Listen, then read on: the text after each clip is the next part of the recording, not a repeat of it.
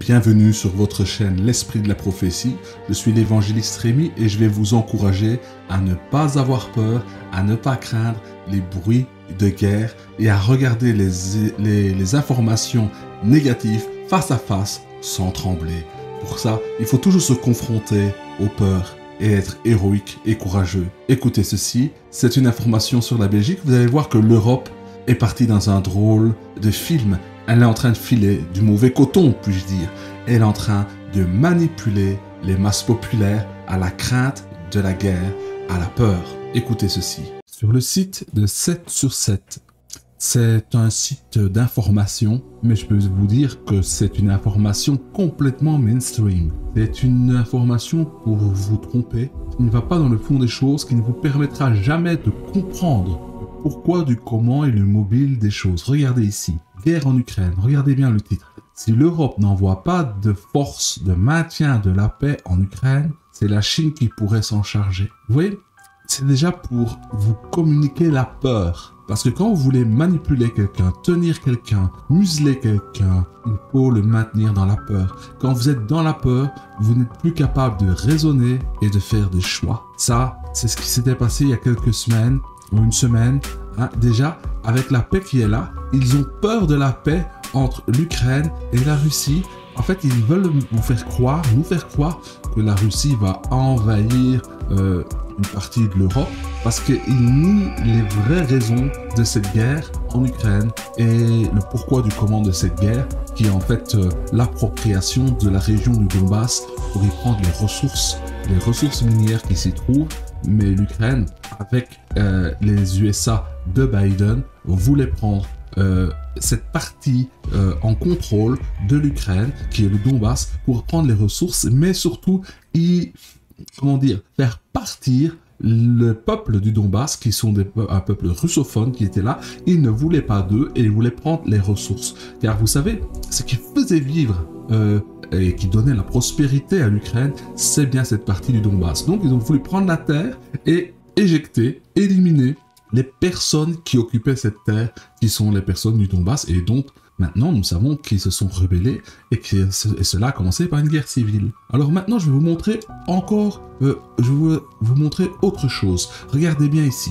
Là, c'est quelque chose qui est encore très intéressant. Alors ici vous voyez, c'est encore sur la guerre, parce que je vous parlais de guerre et de bruit de guerre. Donc, qu'est-ce que vous faites? La guerre n'est pas là, mais certaines personnes vous créent des bruits. Ils veulent qu'il y ait un bruit de guerre. Pourquoi ils veulent un bruit de guerre? Pour vous embrouiller, pour nous faire peur. Et écoutez, ça se passe en Belgique, mais c'est la même chose en France.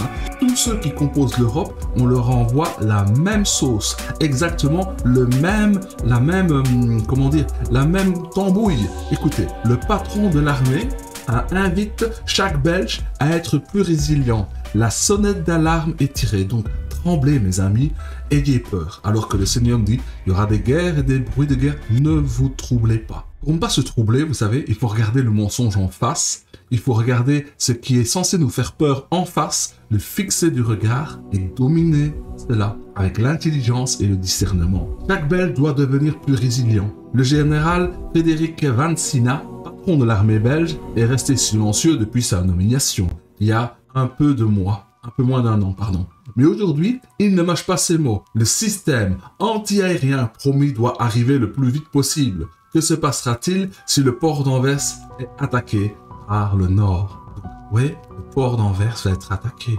En réalité, le vrai problème, c'est l'OTAN. C'est pas autre chose. Écoutez ici. Le général Vansina représente pour nous le fait de diriger l'armée belge à un moment de basculement politique. Alors il dit « Je ressens un sentiment de responsabilité. Notre rôle fondamental est de protéger la population et nous devons être capables de le faire mieux aujourd'hui. » La première priorité, compte tenu de l'évolution rapide du contexte géopolitique, est d'accroître notre état de préparation. Nous devons redoubler d'efforts pour tirer le maximum d'efficacité de toutes les ressources dont nous disposons, telles que les véhicules, les avions et les navires, mais aussi nous réapprovisionner en munitions et en pièces détachées et recruter du personnel. Le personnel, vous savez le personnel, c'est nous le personnel, pour faire leur guerre. Une autre tâche importante, dit-il, consiste à contribuer à la sécurité nationale, sécuriser les lignes énergétiques et renforcer les lignes d'approvisionnement vers l'Est à partir de nos ports et aéroports. Mais nous aussi, ici, à protéger les infrastructures critiques. La troisième priorité est de renforcer les capacités de la défense belge. Notre gouvernement, conformément à l'accord de coalition, l'a heureusement compris. Voilà. Et le gros titre dit, nous devons éviter que Poutine envisage un jour d'attaquer un pays européen. Qu'il envisage. Même le fait qu'il envisagerait, c'est déjà, il tremble. Poutine n'envisage pas de venir au port d'Anvers.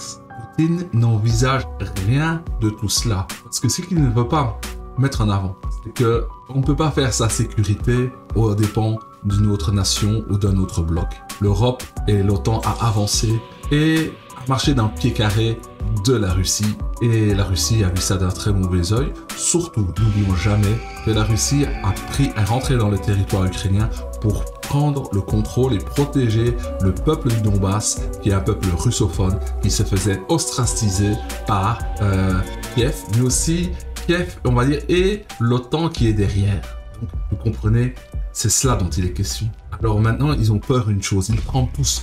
Parce qu'ils faisaient leur magouille, ils étaient battus en guerre parce qu'ils se sentaient forts avec les Américains. Mais là, ils ont bien senti que les Américains ont fait un pas en arrière. Et maintenant, nous sommes livrés à nous-mêmes, exposés à tout vent. Vous voyez, ils trouvaient maudit quiconque se confie dans l'homme. Et c'est cela que vous voyez, mes frères, mes sœurs. Toutes ces personnes tremblent. Pourquoi ? Parce qu'ils se sont confiés dans l'homme. Ils se sont confiés dans une nation et dans un homme, dans Biden, etc.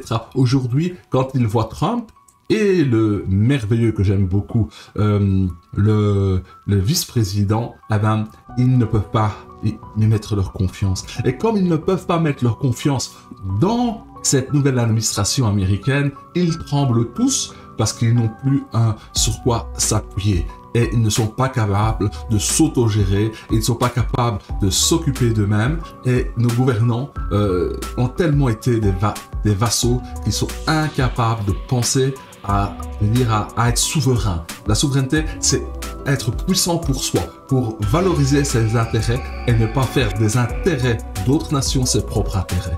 Vous voyez, nous voyons la chute que je vous disais par le troisième cavalier de l'Apocalypse, qui est le système capitaliste. C'est ça que nous assistons. La chute de l'individualisme et du capitalisme financier. La chute a commencé, mes frères, mes sœurs, et elle va aller de plus en plus profond. Mais ne craignez rien, dit le Seigneur, ne crains rien, car je suis avec toi. Il est avec toi, il est avec nous. Mais mes frères, mes sœurs, toutes ces mauvaises nouvelles qui sont là pour nous manipuler, nous maintenir dans la peur, regardons-les en face, car le Maître, je vous assure, le Maître des temps et des circonstances est l'Éternel. Il n'y a pas un cheveu de ta tête qui peut tomber sans que cela ne soit compté par le Seigneur lui-même.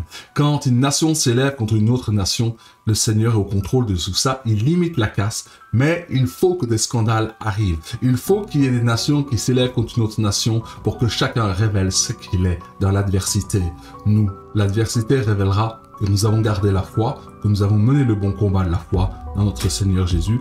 Voici une petite info pour vous montrer qu'il y a vraiment un bruit de guerre qui est là, mais ne vous laissez pas manipuler par ces bruits de guerre, que votre foi reste ferme, tranquille. Je vous dis à bientôt.